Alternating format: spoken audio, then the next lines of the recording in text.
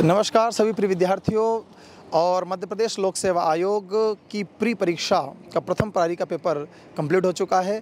दूसरे पेपर के लिए बच्चे जो हैं अपनी तैयारी में लग गए हैं। इससे पहले आप लोगों को बच्चों से मिलकर बताते हैं कि किस तरह का पेपर आया है, क्या एनालिसिस रहा है। हम आप लोगों को बिल्कुल एग्ज़ाम सेंटर के बाहर से बता रहे हैं। हम ये नहीं बता रहे हैं कि क्या कट ऑफ जाएगा, हम ये नहीं बता रहे हैं कि देखिए कि किसका उत्तर क्या होगा। हम ये बता रहे हैं कि बच्चों की मानसिकता क्या कहती है, हताश है, निराश है या खुश है, पिछले पैटर्न के अनुसार जो नया पैटर्न अब इस बार आया है उसमें और दोनों में अंतर क्या है, कितने नंबर का क्या मेजर डिफरेंस हो सकता है। पिछली बार पोस्ट ज़्यादा थी, इस बार पोस्ट कम है, कट ऑफ कहाँ तक जाएगा। हम डायरेक्टली बच्चों से बात करके बताते हैं। कुछ प्रश्नों को मैं बोलकर भी बताऊंगा कि ये देखिए प्रश्न जो है इस तरह से पूछे गए हैं और कुछ प्रश्न ऐसे जो किसी से ना बनने वाले भी होंगे। बिल्कुल कुछ भी हो सकता है। आइए दिखाते हैं आप। नमस्कार, आप सभी का बहुत बहुत स्वागत है। मध्य प्रदेश राज्य की सबसे बड़ी परीक्षा मध्य प्रदेश राज्य में मध्य प्रदेश लोक सेवा आयोग के द्वारा आज 23 जून 2024 में ली गई है, जिसका प्रथम पारी का पेपर हो चुका है। और सामान्य अध्ययन का यह पेपर स्टेट सर्विस वालों के लिए और फॉरेस्ट सर्विस वालों के लिए सभी के लिए सबसे ज़्यादा महत्वपूर्ण था।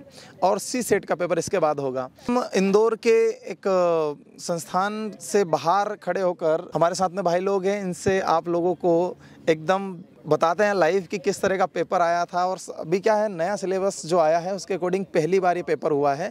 तो हम सबसे पहले ये जानते हैं कि पेपर में क्या बहुत ज़्यादा बदलाव आए हैं सिलेबस नए होने से, या फिर पेपर सामान्य वही रहा है जो पहले पूछा जाता था। हमारे साथ में है सर, आपका नाम? योगेंद्र भाटी नाम है मेरा। योगेंद्र भाटी जी? त्रिपाठी जी, पंडित जी हैं। आपका नाम? जसवीर सिंह। आपका नाम? सत्यम द्विवेदी। सत्यम द्विवेदी। आपका नाम? जीतू धारवे सर। जीतू धारवे जी। एक भैया हमारे साथ हो रहे हैं, आप भी आ जाइए। और आपका नाम सर? योगेंद्र सिंह पवार। योगेंद्र सिंह पवार। मुझे बस इतना बता दीजिए, आप में से जनरल कैटेगरी वाले कितने हैं? हम सभी हैं। आप सभी जनरल कैटेगरी। आपकी धड़कन तेज होगी। बिल्कुल बिल्कुल। ये बताइए कि पंडित जी की सबसे ज़्यादा नंबर ऑफ क्वेश्चन जो है वो किस सब्जेक्ट से आपको देखने को मिले? मुझे ऐसा लगता है कि इकोनॉमिक सेक्शन से उनने अच्छे सवाल बनाए हैं, लेकिन जैसे कि हर साल देखते आ रहे हैं कि मध्य प्रदेश से ही सबसे ज़्यादा क्वेश्चन बनते आ रहे हैं। तो मध्य प्रदेश से सवाल उनने बनाए हैं, साइंस से सवाल बनाए हैं, कंप्यूटर से 2-3 10-12 ऐसे सवाल बनाए हैं, साइंस से 2-3 सवाल बनाए हैं। और उन्होंने थोड़ा मॉडरेट पेपर बनाया है, हालांकि ज़्यादा इजी पेपर नहीं बनाया है। कट ऑफ के चलिए जैसा देख जा रहे हैं कि हर साल इजी पेपर बनता आ रहा था और कट ऑफ हाई जा रहा था, जिसमें बच्चों को थोड़ी दिक्कत हो रही थी नंबर लाने में। तो उनने पेपर का थोड़ा टफनेस बढ़ाया है, जिससे कट ऑफ थोड़ा गिरेगा इस बार। लगता है कि जनरल कैटेगरी का कट ऑफ आराम 77-78 समथिंग जा सकता है। 77-78 वैकेंसी कम है, लेकिन मुझे तो लग रहा है उतना ही जाएगा। हाँ, ये भी एक पॉइंट है कि वैकेंसी पद तो उतना है नहीं। लेकिन अगर देखा जाए, चूँकि क्या है, मैं एमपी जी के पढ़ाता हूँ, तो एमपी के जो प्रश्न है वो देख के लगता है कि सब बनने वाले हैं। लेकिन विद्यार्थियों के साथ एक अलग मानसिकता होती है और पेपर देते समय एग्ज़ाम हॉल का जो माहौल होता है वो एक अलग ही चीज़ होती है। पेपर आपके हाथ में है, कौन सा? बी सेट है आपके पास? ठीक है, बी सेट। देखिएगा, पीएससी का ऑफलाइन एग्ज़ाम होता है तो पेपर भी हमारे पास में है। कई सारे ऐसे प्रश्न हैं जो इनके द्वारा यहाँ पर डिस्कशन किए जा रहे थे, हम लोगों के बीच में बैठे। लेकिन कुछ प्रश्नों के बारे में मुझे एक भैया ने बताया था कि सर आप लास्ट में जाइएगा और प्रश्नों की एक सीरीज़ में आपको इकोनॉमिक्स के कुछ क्वेश्चन मिलेंगे। और वो इकोनॉमिक्स के क्वेश्चन मैं आप लोगों को पढ़ के बता देता हूँ। कुछ इस तरह से पूछे गए थे जो कि बहुत वाकई में थोड़े कठिन हैं, क्योंकि बहुत पुराने पूछे गए हैं। वैधानिक तरलता अनुपात की न्यूनतम सीमा क्या थी, जिसे भारत सरकार द्वारा 2007 में संशोधित किया गया था? 24%, 25%, 27% और 30%। कुछ ऐसे प्रश्न थे। सितंबर 2023 के अंत में सकल घरेलू उत्पाद जिसमें जीडीपी में है, बाह्य ऋण का अनुपात क्या था? 18.6, 26.3, 15.8, 30.1। 2017-18 में भारत के सभी कारखानों का कितना प्रतिशत मध्य प्रदेश में स्थित रहा है? 17-18 में। ठीक है, 10%, 5%, 2% या 1% से भी कम। कुछ ऐसे प्रश्न जो है, कुछ ऐसे प्रश्न हैं जो ऐसे प्रश्न हैं जिसमें ज़्यादातर लोग फंसेंगे और यहीं से कुछ कॉमन से नंबर हैं जो सभी विद्यार्थियों के कम होंगे। ठीक है, इसके अलावा भी कुछ प्रश्न जो पूछे गए हैं, जैसे भैया बता रहे हैं कि ये वाला देख लीजिएगा कि डेटा पूछा गया है कि वर्ष 2021-22 में भारत का कौन सा राज्य चावल का सबसे बड़ा उत्पादक राज्य रहा है।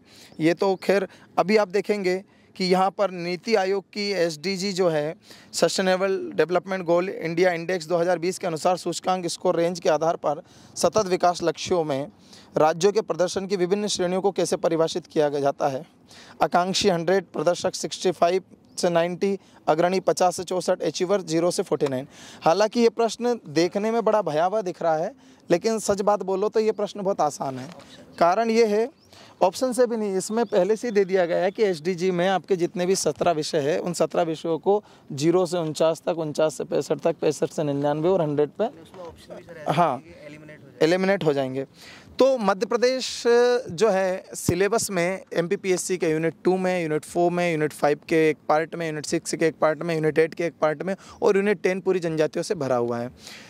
आप बताइएगा मध्य प्रदेश में कौन सा वाला यूनिट का जो पोर्शन है वो कम आया? जैसे कि यूनिट 2 में हिस्ट्री है, 4 में जियोग्राफी है, पॉलिटी से कम आया, इकोनॉमिक्स से कम आया। पॉलिटी से क्वेश्चन देखने को बहुत कम मिले, जिसमें संविधान संशोधन से रिलेटेड एक क्वेश्चन था और एक कथन से रिलेटेड क्वेश्चन था और एक आयोग से रिलेटेड क्वेश्चन था और एक दो क्वेश्चन ऐसा है जिन्होंने किसी के बारे में कुछ कहा है या किसी के अध्यक्ष रहे हैं। अच्छा, इससे 4-5 क्वेश्चन ऐसे बस देखने को मिले हैं।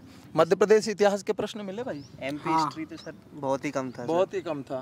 एमपी हिस्ट्री में सिर्फ दिया गया है जो नया एडिशन किया गया ना, वेदों से लेके उपनिषद से लेके, इनसे क्वेश्चन देखने को मिले हैं मेनली। नदियों वगैरह के प्रश्न हैं। हाँ ठीक है, उनसे किंगडम वगैरह इनसे कुछ नहीं आया, होलकर डायनेस्टी ये सब की, मतलब जो एक रिवाजिक तौर पर था कि ये पूछे जाते हैं, एक राजवंश पूछेंगे जो कि उनके सिलेबस में लिखा है कि प्रमुख राजवंश, उससे कोई प्रश्न नहीं है। अच्छा, भारतीय इतिहास में जो नया जो पॉइंट जुड़े हैं, दर्शन वगैरह, इनसे लेकर कोई प्रश्न बने? दर्शन से लेके क्वेश्चन बनाया है उन्होंने, वेद से लेके उन्होंने क्वेश्चन बनाया है। और मुझे ऐसा लगता है कि जो इस बार जितना भी उन्होंने टॉपिक नए डाले हैं, मेनली उन्होंने नए टॉपिक पे फोकस करके क्वेश्चन बनाया है, पुराने टॉपिक को उन्होंने छोड़ दिया है। अच्छा, जैसे अगर कहें कि मेडिवल से, हिस्ट्री से हो गया, या प्राचीन भारत में अगर राजवंश से देखे जाए तो इसमें से कोई सवाल नहीं बनाया गया। हाँ, वही वैदिक ग्रंथ, वैदिक ग्रंथों से उन्होंने सवाल बनाए और 2-4 अगर कहें धार्मिक सुधार आंदोलन से हो सकता है तो इनसे सवाल बना लिए हैं उन्होंने। ठीक है। और मुझे जहाँ तक दिख रहा है इसमें कि एमपी की ज्योग्राफी से भी अच्छे खासे प्रश्न हैं, ज्योग्राफी से प्रश्न पूछे गए हैं। जो कथन निष्कर्ष वाले प्रश्न थे वो भी जनजाति पर आते हैं। सबसे मेन मुद्दा था यूनिट 1 में, देखो परिवर्तन में ज़्यादा कुछ परिवर्तन अगर कहीं हुआ है तो वो हुआ था यूनिट 1 में, जिसमें इतिहास में वेद ग्रंथ वगैरह ये जोड़े गए थे। दूसरा सबसे बड़ा परिवर्तन हुआ था यूनिट 10, जो कि पूरी नहीं आ गई थी, आयोग को समाप्त कर दिया।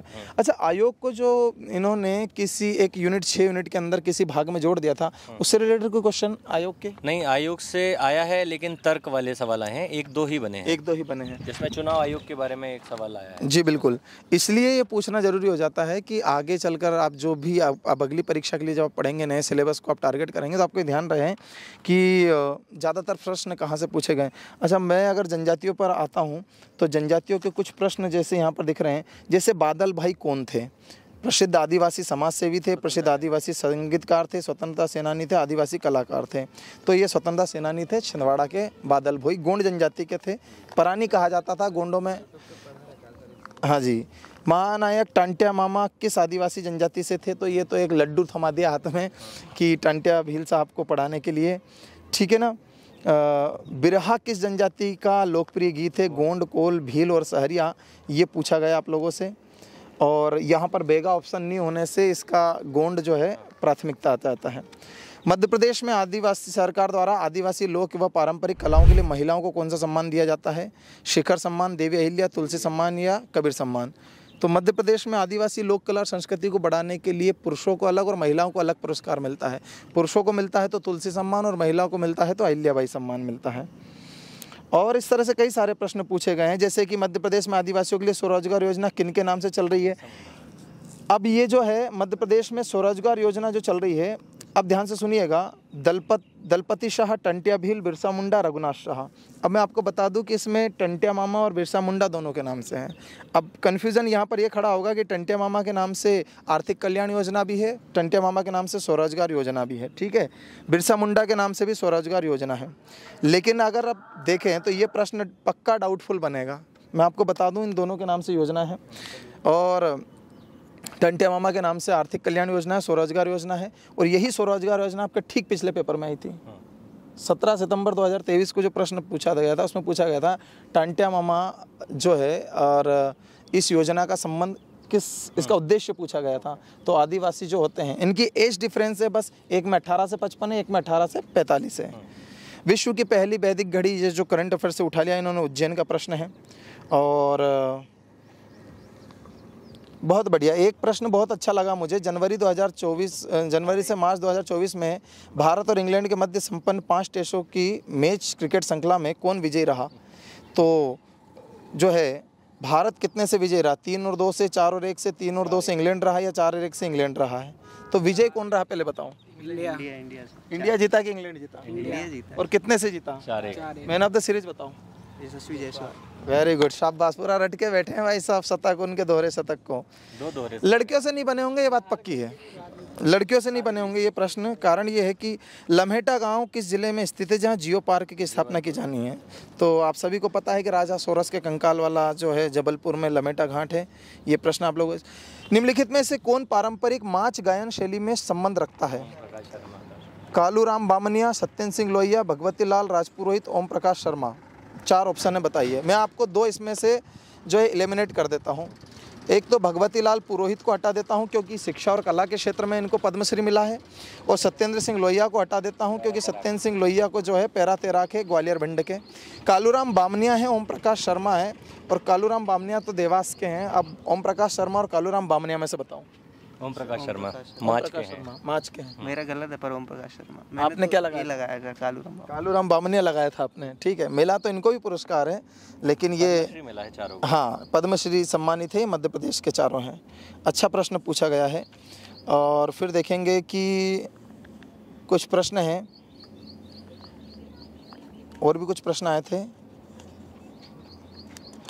मध्य प्रदेश के पैरा कैनो खिलाड़ी कौन है जिन्हें 2023 में अर्जुन पुरस्कार से सम्मानित किया गया? प्राची यादव, ऐश्वर्य प्रताप सिंह, पुखराम, सुशीला चानू, प्राची यादव, शिवेंद्र सिंह।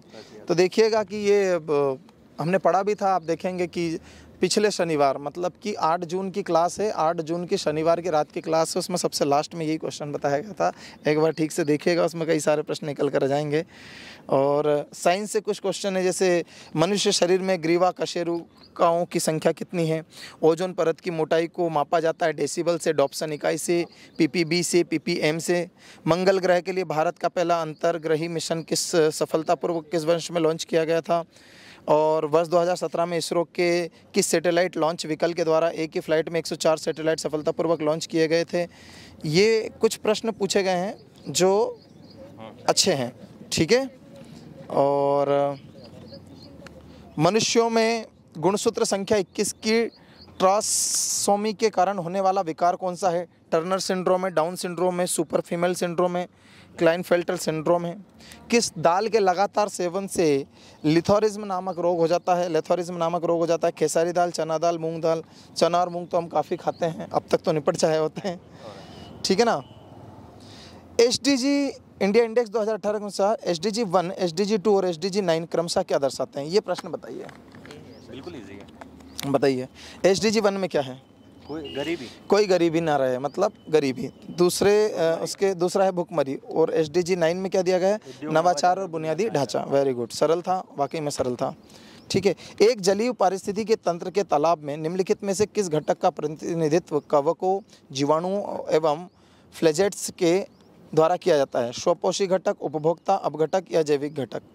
ऐसे कुछ प्रश्न बहुत सरल पूछे गए हैं। जैसे कि आप देखेंगे, सही युग्म का मिलान करना है। 4 अभ्यारण्य के नाम दे दिए हैं, 4 जिलों के नाम दे दिए हैं, बोले कौन सा गलत है? बोरी के सामने होशंगाबाद, गंगऊ के सामने पन्ना, करेरा के सामने शिवपुरी, घाटी गांव के सामने इंदौर दे दिया, ग्वालियर होना था, ठीक है।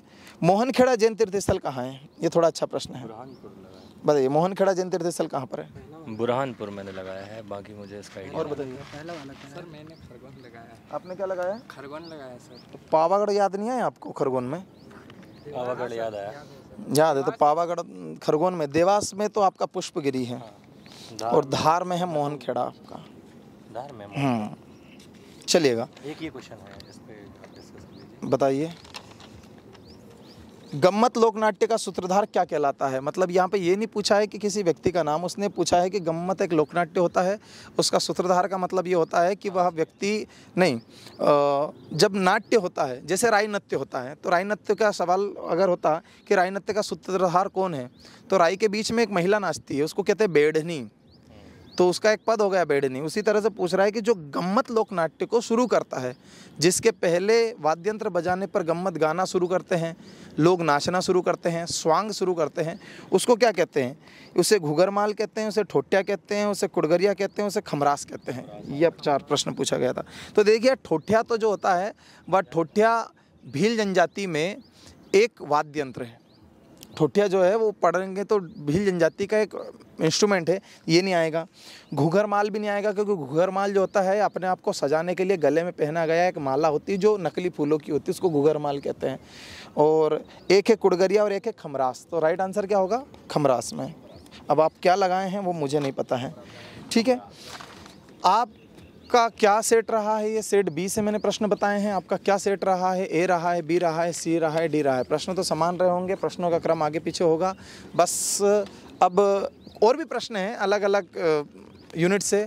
अब इनसे हम बस इतना जान लेते हैं कि आप लोगों का क्या ऐसा विचार है और कितने समय की आपकी तैयारी है। आपकी तैयारी कितने समय की, सच सच बताइएगा, कितने समय से तैयारी करो, कितने सीरियस हैं आप इस एग्ज़ाम के लिए? मैं सर 2019 से तैयारी कर रहा हूँ, जबकि मेरा पेपर निकलना अभी 2022 का मैंने मेंस लिखा है और 2021 का भी मेंस लिखा है। क्या बात है? मतलब सॉरी 2022 और 2023 का मेंस लिखा है। तो 2022 का जो रिज़ल्ट आया उसमें तो मेरा नहीं हुआ है, लेकिन अब तैयारी चल रही है ऑलमोस्ट। और मेंस जो नए टॉपिक्स आए हैं मेन उनको प्रिपेयर करना है, बाकी पुराने टॉपिक प्रिपेयर। सेल्फ स्टडी कर रहे हैं आप? सेल्फ स्टडी कर रहा था, अब कोचिंग मैंने ज्वाइन करी है। अच्छा, आप कब से तैयारी कर रहे हैं? सही से सर 2022 से कर रहे हैं। 2022 से एकदम अब मन लगा के कर रहे हैं? हाँ एकदम मन लगा के। 2022 का सर मेंस भी लगा, वो प्रोविजनल में था लेकिन अच्छा, मन लगी है पढ़ाई में? लगा है सर, एकदम लगा। अच्छा, आपका नाम सर एक बार बताइए आप। सत्यम द्विवेदी। सत्यम जी द्विवेदी जी, आप कब से तैयारी कर रहे हैं? 19 से सर। 19 से कर रहे हैं। और अब सही से बताइएगा, इस परीक्षा की तैयारी कितनी अच्छी थी? सर ठीक थी, सबसे ज़्यादा इसी की, मतलब जितनी अभी तक करते हुए आ रहा हूँ तो सबसे ज़्यादा मतलब मैं इसी में ही फोकस किया था। अच्छा, द्विवेदी जी जनरल कैटेगरी से आप? तो क्या लग रहा है कि आपका स्कोर कट ऑफ तक पहुँचेगा? देखते हैं सर, देखते हैं वाला। अब मतलब सर इकोनॉमिक्स का तो पता नहीं, उसमें अब लगाए हैं, अगर वो सही हुए कुछ एमपी के तो लगभग सही हैं। हाँ जी। तो फिर सर पहुँच जाएगा, अगर वही गलत हो गए तो फिर तो अब पोस्ट कम है सर, 110 पोस्ट है ही हैं। बिल्कुल बिल्कुल। कट ऑफ तो कट ऑफ तो हाई जाएगा। धरवे जी जी सर। कैसी सर, क्या एक तैयारी क्वेश्चन- आपकी? सर मैं तो 2019 से तैयारी कर रहा हूँ, पर अभी इतनी अच्छी तैयारी नहीं है। तो ये वाला पेपर आपने बहुत अच्छी तैयारी के साथ नहीं दिया क्या? नहीं सर, इतनी अच्छी तैयारी नहीं थी। इतनी अच्छी तैयारी नहीं थी? नहीं। चलिए आपका एक नया लगा था। बिल्कुल बोलिए। बोलिए। ये सर कोरबर क्या है? देखो भैया, इनने पूछा है कि कोहबर क्या है। विवाह के अनुष्ठान भित्ति चित्र है, वैवाहिक वस्त्र है, भोजन आभूषण है। ये ए वाला ऑप्शन इसका सही है। हाँ बिल्कुल बिल्कुल। आप जब मध्य प्रदेश की संस्कृति पढ़ेंगे ना, एमपी के यूनिट नंबर 2, तो उसमें आप लोगों को आएगा मध्य प्रदेश के लोक नाट्य, लोक संगीत, लोकगीत। सर ये हमारे ठीक है यहाँ ना, होता है ना। तो ये कोहबर आपका आंसर भी आपको यहीं मिल गया है। चलिए भैया, आपका पंडित जी एक लास्ट थोड़ा सा फेंक दीजिए जजमेंट थोड़ा सा। कट ऑफ जनरल का कहाँ जा रहा है बॉयज़? सर जनरल का तो इस बार जैसे पिछली बार देखा जाए तो 250 पोस्ट होने के कारण भी 81 कट ऑफ गया है, और पेपर इसकी तुलना में इजी था। अच्छा। और जो कि इस बार पेपर टफ भी है और पोस्ट भी कम है, तो 80 तो अपन मान के चलते हैं। 80 आप मान के चल रहे हैं? 80 टच तो हो जाएगा। आपका क्या मानना है? सोच समझ के उत्तर दीजिए। सेम जाएगा, 81 ही जाएगा। 81 ही जाएगा। इनका कहना है कि भैया पेपर थोड़ा कठिन हुआ तो क्या हुआ, पोस्ट तो है ही नहीं, उसकी आधी भी पोस्ट नहीं है। चलो दारवे जी जल्दी से बताओ, एसटी का कट ऑफ? सर 68 तक जाएगा ऐसा। एसटी का कट ऑफ 68 तक जाएगा। चलो आप थोड़ा सा दिमाग लगाइए। ओबीसी का कट ऑफ बॉयज़ का? सर यही पंडित जी आपने पेपर दिए हैं मेंस? 79, 80 यही रहेगा सर। 79, 80 जनरल के बराबर। आप बताइए। 77, 78। 77, 78 पक्का डन कर दें, लॉक कर दें। चलिएगा, हमारे साथ में बहुत प्यारे भाई लोग बैठे हैं और ये पेपर भी इनका अच्छा गया है, कॉन्फिडेंस में भी है। और हालांकि काफ़ी समय से तैयारी भी कर रहे हैं, इनकी अच्छी तैयारी भी है। उसके बावजूद भी अगर पेपर में थोड़ी सी खलल पड़ती है तो निश्चित तौर पर बाकी और विद्यार्थियों की भी हालत कुछ अच्छी होगी नहीं। मैं इनके साथ ही कुछ और विद्यार्थियों से भी आपको मिलवाता हूँ, जिनसे पूछते हैं कि उनका पेपर कैसा क्या रहा है। भाई लोगों ने तो बहुत अच्छे से हमारे साथ में कोऑपरेट किया, बाकी का पता नहीं। ठीक है, चलिए भैया आपका नाम बताइए। मेरा नाम श्री कृष्ण तिवारी है। श्री कृष्ण तिवारी जी है, और सतना से हैं? जी सतना। जी बिल्कुल, तिवारी पंडित जी है। जनरल कैटेगरी से मजा आएगा भाई। सब जनरल कैटेगरी मतलब समझ रहे हो, एकदम आसमान को छू के, एकदम बहुत खतरनाक है। ऐसा लग रहा है एक जनरल कैटेगरी प्रतियोगिता परीक्षा में प्रधानमंत्री का पद है। बिल्कुल। हर किसी को मिल नहीं सकता है। उतना नहीं, लेकिन उससे कम भी नहीं। उससे कम भी नहीं है। क्या बात है। कितने समय की तैयारी है आपकी? मैं 2021 से तैयारी कर रहा हूँ। 2021 से तैयारी कर रहे हो, और मतलब ईमानदारी से तैयारी तब से कर रहे हो या इस बार ईमानदारी से की थी? ईमानदारी से पहले से ही कर रहा हूँ। पहले से ही कर रहे हो, तो क्या स्कोर रहा होगा लगभग? इस बार 80+ तो होगा ही। क्या बात है। देखो पीएससी का ऐसा है कि सब लोग 80+ ही बोलते हैं, लेकिन आखिर में आते 70 पे ही है। वो तो फिर देखा जाएगा मिलान करने के बाद। अच्छा, इससे पहले कितने एग्जाम दिए आपने? इससे पहले मैंने 4 एग्जाम दिए, जिसमें मैंने 2 मेंस लिखे हैं। दो कौन कौन से? 22 और 23 के। 22 और 23 वाले। 22 का रिजल्ट नहीं हुआ मेंस में। अच्छा, 23 के लिए उम्मीद है? अब रिजल्ट आए तभी तो बता सकते। अच्छा, नया पेपर, सिलेबस नया होने से कोई चीज़ जो आपने पिछले सारे एग्जाम, 4 एग्जाम दिए, 3 आप पुराने सिलेबस से दिए हैं, एक आप नया सिलेबस से दिए, क्या एक बहुत बड़ा मेजर डिफरेंस मिला है? डिफरेंस इसमें हिस्ट्री के जो क्वेश्चन है पूरे मतलब प्राचीन इतिहास से आ रहे हैं, जो वेद पुराण से, और इकोनॉमी का पोर्शन ज़्यादा बढ़ा है, और जनजाति वाला पोर्शन जो पहले ऊपर का क्वेश्चन आता था वो काफ़ी डीप में आने लगा है। डीपली पूछ लिया है। सीधी सी बात है, यूनिट नंबर 1 जो है भारत का इतिहास, उसमें जो दर्शन और वेद वाला जो बिंदु जोड़े गए हैं, उससे उन्होंने ईमानदारी से प्रश्न पूछे। उसको कहते हैं सिलेबस को फॉलो करते हुए पूछना। बिल्कुल। और इकोनॉमिक्स से क्वेश्चन मैंने देखे हैं, पेपर में देख लिए हैं, इसलिए मैं आपका पेपर चेक नहीं कर पा रहा हूँ, कि उसमें कुछ 2007 के, 2017-18 के प्रतिशत पूछ लिए गए हैं। उसमें तो सिर्फ तुक्का ही लगा सके। तुक्का ही था, मतलब सभी का लगभग तुक्का है, आप घबराइएगा मत। ठीक है, वो नर्मदा नदी वाला जो प्रश्न आया है, कौन सा? नर्मदा नदी का उल्लेख किस पुराण में मिला है? तो मैंने अग्नि पुराण लगाया उसमें। अग्नि पुराण कैसे लगा दिया? चलो ठीक है। शायद कोई शॉर्ट नोट्स बनाया था, उसमें मुझे ऐसा याद आ रहा था कि जैसे उसमें लिखा मैंने। अच्छा। बाकी फिर देखा जाएगा। भीमा जनजाति का कुछ प्रश्न पूछा था, किधर? पहली बार सुना हूँ। अरे भैया, आपके यहीं की जनजाति है दादा, सतना रीवा में रहती है यार। हालांकि मैं लगा के यही आया हूँ। तो लगा क्या है ना, पक्का डन है, वो मिलेंगे तुमको, वहीं मिलेंगे भीमा वाले, सतना में रेल से उतरते ही स्वागत करेंगे। हैं कि तुक्का मारे हो, हमारा सही हो गया। भीमा जनजाति, कुछ है जनजातियां मध्य प्रदेश में, जैसे पाओ जनजाति है, सौर जनजाति है, आंध्र है, जिनका कम उल्लेख है, हलबा है, ये सब छोटे छोटी है लेकिन मिलती है। ठीक है, और ये तो बहुत सारा लोग है। भीमा टांटिया भील का संबंध किस जनजाति से है? भील जनजाति से। भील जनजाति से। वाह भाई साहब, बहुत मजे आ गए भाई साहब। एक और है आपके क्षेत्र का कोई, कोहरबा पूछा है। हाँ, कोहरबा वो भित्ति चित्र है। भित्ति चित्र है ना, कौन से क्षेत्र का है? ये बघेलखंड का है। विवाह हो गया आपका? नहीं, बनेगा। अरे उसी की तैयारी में तो है। कोहरबा बनवाने की तैयारी में भाई साहब की चित्र बनवा देंगे। ठीक है, ओवरऑल आप मुझे थोड़ा सा प्रेडिक्ट कीजिए कि क्या कट ऑफ जाना चाहिए जनरल का, जबकि 250-40 सीटें पिछली बार थी, सिलेबस वही का वही था और पेपर भी इससे इजी था, इस कारण से कट ऑफ गया था 80 तक जी। अब सीट है 110, नया है सिलेबस, कुछ प्रश्न तो 3-3, 4-4 प्रश्न तो हर बच्चे का मुंह देख के हटा दो कि ये नहीं बने होंगे। अब कट ऑफ बताओ। 110 पोस्ट के हिसाब से कट ऑफ 85+ रहेगा। ओह 85 अनरिजर्व का। हाँ, अनरिजर्व का पूछ रहा हूँ। 85 प्लस। ओबीसी का बता दो, बॉयज़ में। ओबीसी का शायद 82-83 के आसपास। 82-83 मैं आपको बता रहा हूँ, कैमरे में देख के बोल दो, अगर ये कट ऑफ गया ना तो मैं आपको कहीं से भी ढूंढ के आपके खाते में 1000 रुपये सेंड करूँगा। बहुत बहुत धन्यवाद आपका। नाम बता दो और बस मैं आपको अपना नंबर भी दे दूँगा, फ़ोन पे नंबर। बिल्कुल फ़ोन पे नंबर लेके जाऊंगा अगर ये कट ऑफ रहा ना, क्योंकि मैंने वहाँ भी प्रेडिक्ट करवाया है। वो वहाँ भी एक पंडित जी है, उन्होंने बघेलखंड के, उन्होंने मुझे 81 तक कहा है जनरल का और 78 तक कहा है ओबीसी का। आपने 85 और 82 या 83 ओबीसी और 85 तक जनरल कैटेगरी का। ठीक है, अच्छा लगा भाई बात करके। क्या नाम है सर आपका? मेरा नाम भानु प्रताप सिंह है। भानु प्रताप सिंह, पूरा नाम बताइए। भानु प्रताप सिंह होता हूँ। अच्छा, रीवा से हैं? जी जी। Category general category. आपका नाम भैया? विशाल नागपुर है सर। कहाँ से आप? बालाघाट से सर। बालाघाट से, इधर पास में आ जाइए। कैटेगरी आपकी? OBC sir. OBC category. Paper जो रहा आज का वो कैसा रहा आपका? सर मेरा पेपर तो सर मैंने मतलब 61st में किया था फर्स्ट राउंड में, मतलब मुझे तो 50 to 60 मुझे लग रहा है कि एग्जैक्ट ठीक होंगे। मतलब आप एग्जैक्ट पे 60 पे बोल रहे हैं? यस सर, यस में।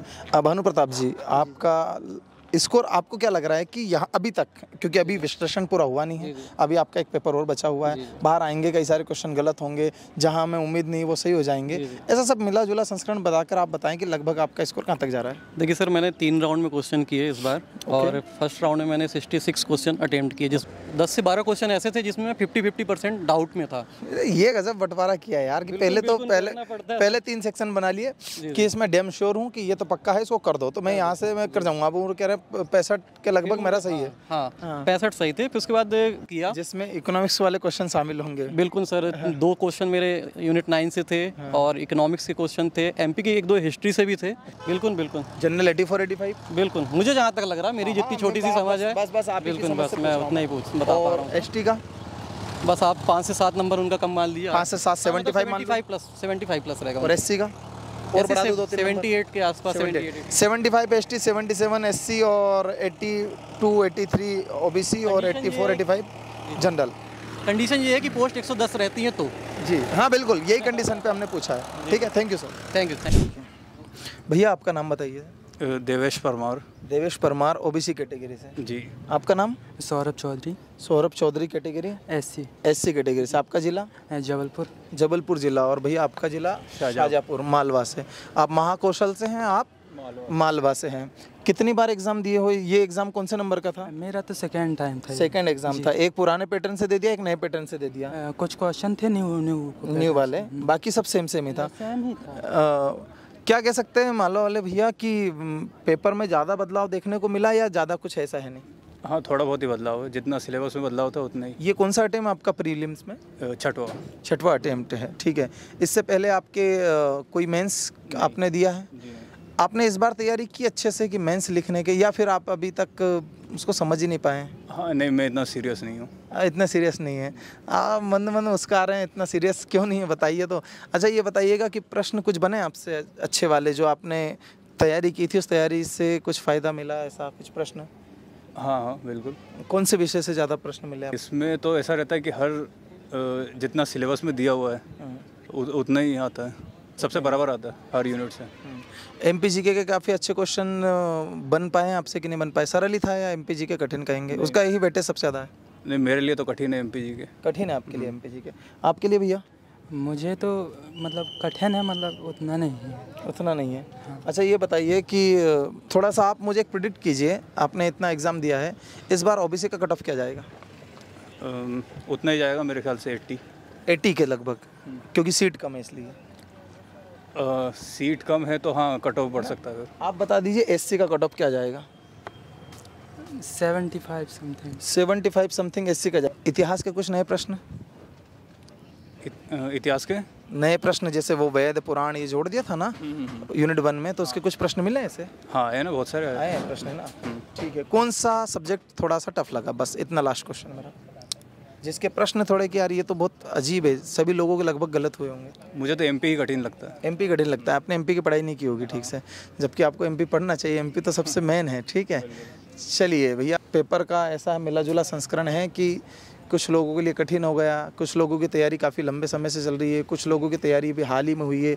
भैया ने सेकेंडरी अटेम्प्ट दिया है तो अनुभव जो है उनका थोड़ा बहुत ज़्यादा है नहीं, और कितना स्कोर आप कर पाएंगे ऐसा आपका अनुमान एक कहता है कि सर मैं लगभग इतना स्कोर हो जाएगा? मैं बाउंड्री में हूँ 65 to 70। 65 to 70 तक। आपका पवार साहब? हाँ 70 आ जाएगा। 70 आ जाएगा। ठीक है, दोनों को बेस्ट ऑफ लक भाई। तो जी पीएससी आप लगातार दे रहे हैं, तो पीएससी के कुछ बातों को लेकर आपकी कोई शिकायत अगर हो तो है क्या ऐसा कुछ? जी सर बताइए। जी सर बिल्कुल एक शिकायत है। इस बार तो 110 पोस्ट आई हैं टोटल। पहले तो यही काफ़ी बड़ी शिकायत है कि 110 पोस्ट काफ़ी कम होती है, जिसमें 1.5 लाख 2 लाख लोग एग्ज़ाम दे रहे हैं, उसमें 110 पोस्ट काफ़ी कम होती है। और दूसरी सर शिकायत ये है क्योंकि मैं जनरल कैटेगरी से आता हूँ, अनरिजर्व कैटेगरी से हूँ, तो उस वर्क को लेकर भी एक शिकायत है सर, क्योंकि मैंने लास्ट ईयर जो 2021 का अभी रिजल्ट आया उसमें एक छोटी सी एनालिसिस अपनी की, हो सकता है उसमें 19-20 की गड़बड़ी हो सकती है। उसमें 67 पोस्ट समथिंग जनरल कैटेगरी के लिए अनरिजर्व थी, उसमें ओनली 71 पोस्टें जनरल कैटेगरी के बच्चों को मिली है।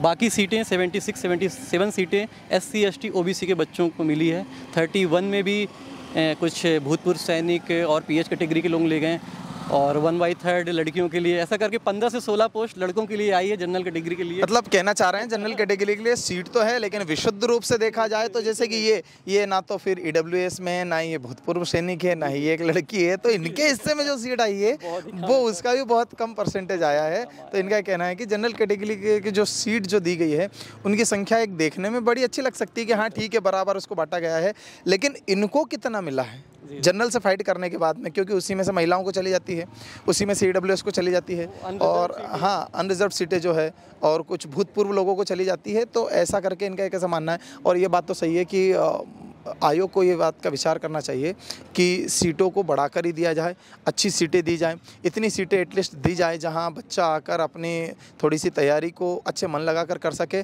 और हर एक वर्ग के बच्चे को एक बराबर का अवसर मिले और एक अच्छे तरीके से पेपर देने का उसका रुझान बढ़े।